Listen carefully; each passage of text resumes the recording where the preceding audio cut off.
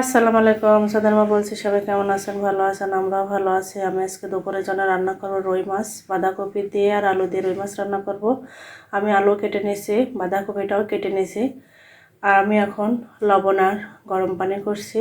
বাঁধাকপিটা একটু ভাপাই নেব, একটু ভাপাই নিলে ভালো হবে, কারণ বাঁধাকপির যে শক্ত ডাঁটাগুলো থাকে ওইগুলো কষাতে অনেকটা সময় লাগে। এই জন্য আমি একটু ভাপাই নিচ্ছি যাতে একটু তাড়াতাড়ি হয়। বাবু এখন ফুল হাঁটা শিখে গেছে, ও খুব জ্বালাতন করছে, যে যেদিকে যাচ্ছে সবটা সেদিকে টান মেরে মেরে ফেলে দিচ্ছে। এই জন্যই ভাবলাম আমার রান্নাটা আমি যত তাড়াতাড়ি করে নিতে পারি আর যত তাড়াতাড়ি সহজে আমি সেইটাই চেষ্টা করছি। এখন আমি এই যে গরম পানি, লবণ দিয়ে গরম পানি করে রাখলাম। আমি এখানে বাঁধাকপিটা দিয়ে দেবো একটু ভাপানোর জন্য। আমি মাছ রান্না করার জন্যে এই যে চুলায় কড়াই বসাই দিয়েছি, তেলও দিতেছি, গরম হয়ে গেছে। আমি এখন মশলাটা দিয়ে দেবো। এখানে আমি সব মশলাই নিয়ে নিয়েছি: আদা বাটা, রসুন বাটা, পেঁয়াজ বাটা, হলুদের গুঁড়া, ঝালের গুঁড়া, ধনিয়ার গুঁড়া ও স্বাদ মতো লবণ দিয়ে দিয়েছি। আমি মশলাটা এখন ভালো করে কষাই নেব। আমার এই যে মশলা কষানো হয়ে গেছে, আমি আলু আর টমেটো দিয়ে আর একটু ভালো করে কষাই নেব। কারণ আমি বাঁধাকপিটাকে ভাপাই নিয়েছি, এই জন্য আমি একটু পরে দেব। আগে টমেটো আর আলু কষাই নিচ্ছি। আমার যা আলু আর টমেটো আমি ভালো করে কষাই নিয়েছি, আমি এখন বাঁধাকপিটা দিয়ে দেব।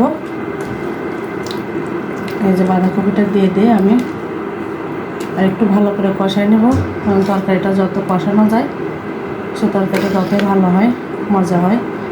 এই জন্য আমি একটু ভাপাই নিয়েছি, খুব সুন্দর হয়েছে। বেশি ভাপাই নেই, হালকা ভাপাই নিয়েছি। নিয়ে এই যে আলু, টমেটো আর বাঁধাকপি আমি মশলার সঙ্গে খুব সুন্দর করে এই যে কষাই নেব। নেড়ে দিয়ে একটু ঢাকনা দিয়ে দিচ্ছি কিছুক্ষণের জন্য।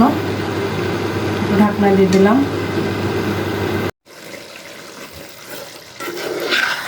আমি যে তরকারি ভালো করে কষাই নিয়েছি, এই যে খুব সুন্দর করে কষানো হয়ে গেছে। আমি এখন গরম পানি করে রেখেছি, আমি গরম পানিটা এখন তরকারিতে দিয়ে দেব। এই যে আমি এখন পরিমাণ মতো গরম পানি দিয়ে দেবো তরকারিতে।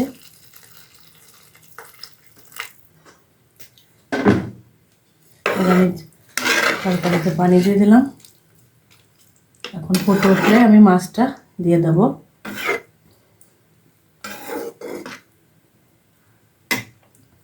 গরম পানি দিলে তরকারিটা ভালো হয় এবং তাড়াতাড়ি হয়, আর ঠান্ডা পানি দিলে অনেকক্ষণ সময় লাগে। এই যে গরম পানি দেওয়ার কারণে আমার তরকারিটা খুব সহজে এই যে ফুটে গেছে। আমি মাছও দিয়ে দিছি।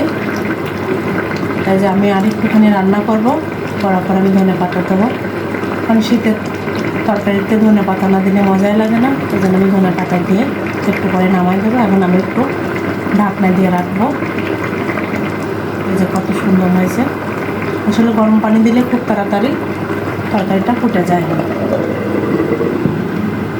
আর সময়ও কম লাগে।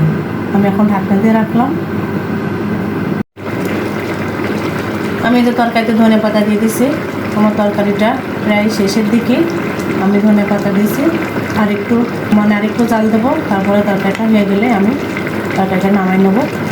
খুব ভালো হয়েছে তরকারিটা। বাঁধাকপি দিয়ে রুই মাছ রান্না করলাম। এই যে আমি রুই মাছ দিয়ে বাঁধাকপি আর আলু টমেটো দিয়ে রান্না করেছি। আমার রান্না করাটা হয়ে গেছে, আমি নিয়েও নিয়েছি। দেখতে অনেক সুন্দর হয়েছে। আসলে সব মশলা ঠিক রেখে যে কোনো তরকারি রান্না করলে খেতে খুব ভালো হয়, মজা হয়। এই যে আমার মাছটাও খুবই দেখতে অনেক সুন্দর হয়েছে, নিশ্চয়ই খেতেও অনেক মজা হয়েছে। আজকে ভিডিওটা এই পর্যন্তই। আল্লাহ হাফেজ।